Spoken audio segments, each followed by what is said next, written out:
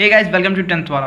Guys, इस video में मैं science and technology standard 10th का सबसे इंपॉर्टेंट चैप्टर ग्रेविटेशन के बारे में बात करने वाला हूँ। सो गाइस, ग्रेविटेशन में एक सबसे इंपॉर्टेंट लॉ है जो है केप्लर्स लॉ। सो वही हम लॉ को इस वीडियो में समझने वाला है। सो गाइस, आपसे दरख्वास्त है कि please to be continue in my video. So guys, Kepler's के 3 लॉ हैं। आप देख सकते हैं केप्लर का first law, second law and third law. तो गाइस, अगर आप इन तीनों लॉ को समझना चाहते हैं तो सबसे पहले इस फिगर को समझिए। ये फिगर को समझना बहुत अनिवार्य है। सो गाइस, आप ये जो इलिप्स देख रहे हैं, इलिप्स क्या होता है? अंडे का आकार। सो गाइस, ये अंडे का आकार का है, that's why it is ellipse. So ये एक इलिप्स है, ओके। और ये जो ABCDEF है, ये प्लैनेट्स है, ठीक है। ये प्लैनेट से, ये लेटर जो है ना, इसे सिर्फ नाम दिया है, ये एक्चुअल में प्लैनेट है, ठीक है। और ये जो S रिप्रेजेंट कर रहा है सन को, गॉट माय पॉइंट। और ये ABCD ये जो लेटर से ये प्लैनेट को रिप्रेजेंट कर रहे हैं, और S सन को रिप्रेजेंट कर रहा है।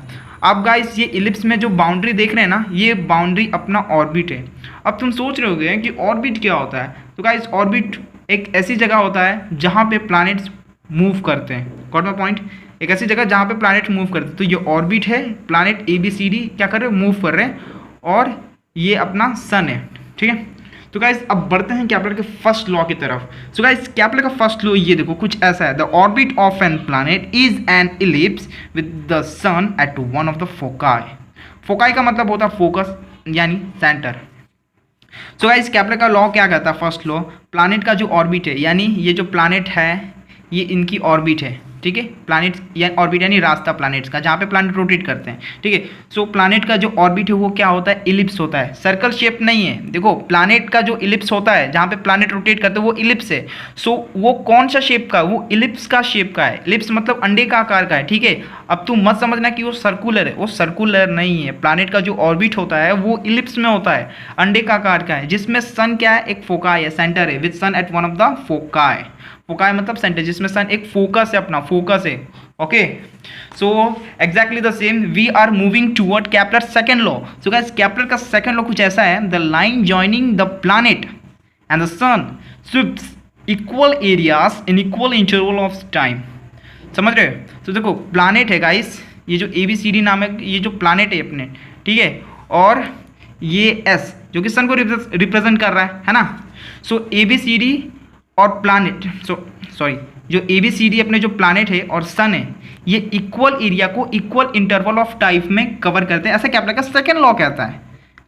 फिर से मतलब देखो, प्लैनेट्स और सन, ये अपना प्लैनेट से और सन को ज्वाइन करने वाली जो ये लाइन है, ये प्लैनेट से और ये सन है, ये जो लाइन ज्वाइन कर रही है, ठीक है, ये जो लाइन ज्वाइन कर रही है प्लैनेट और सन को, ये इक्वल एरिया को इक्वल इंटरवल ऑफ टाइम में कवर करती है।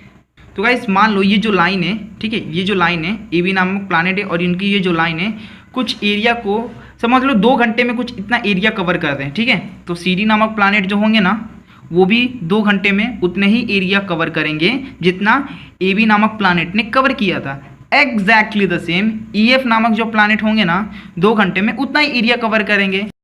सो गाइस, अब हम केप्लर का थर्ड लॉ को समझने जा रहे हैं। सो सबसे पहले मैं इसकी डेफिनेशन को आपको समझा देता हूं। सो गाइस देखो, डेफिनेशन कुछ ऐसा है। The square of its period of revolution around the sun is directly proportional to the cube of mean distance of a planet from the sun.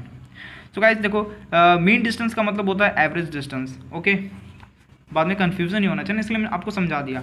So guys, सबसे पहले हम क्या करेंगे, सन है, ठीक है, सन के अराउंड जो प्लैनेट है ना, उस प्लैनेट का पीरियड ऑफ रिवॉल्यूशन का स्क्वायर, जो कि डायरेक्टली प्रोपोर्शनल है सन से प्लैनेट तक के एवरेज डिस्टेंस के क्यूब का। मैं आपको फिर से समझा देता हूँ। देखो, सन के अराउंड पीरियड ऑफ रिवॉल्यूशन का स्क्वायर, जो कि डायरेक्टली प्रोपोर्शनल है सन से प्लैनेट तक का जो एवरेज डिस्टेंस है उसके क्यूब का। गाइस, होप ये वीडियो आपको अच्छी लगी होगी तो लाइक करना, कमेंट करना और शेयर करना मत भूलना। मिलते गाइस इसी तरह नए IMP 10th के कंटेंट के साथ। सो चलो बाय।